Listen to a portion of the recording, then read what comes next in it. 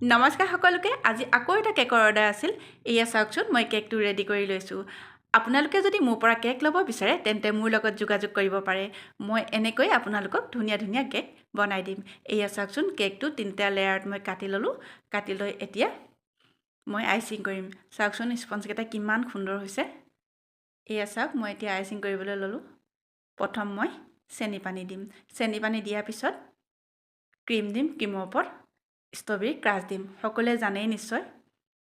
এয়া চাওকচোন ছোৱালীজনীয়ে আঙুলিৰে ষ্ট্ৰবেৰী ক্ৰাছখিনি অকণ চেলেকি দিছে এয়া চাওক এতিয়া মই আইচিং কৰি আছোঁ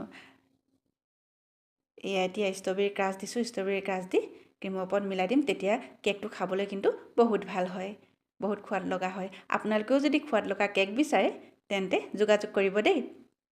এয়া কেকটো ফিনিচিং হৈ গ'ল এতিয়া মই ডিজাইন দি আছোঁ আপোনালোকে জনাব কেকটো কেনেকুৱা হৈছে এয়া চাওকচোন কেকটো সম্পূৰ্ণ হৈ গ'ল এয়া কেকটো কেনেকুৱা হৈছে জনাবলৈ নাপাহৰিব দেই আৰু যদি কেক ল'ব বিচাৰে মোৰ লগত যোগাযোগ কৰিবলৈ নাপাহৰিব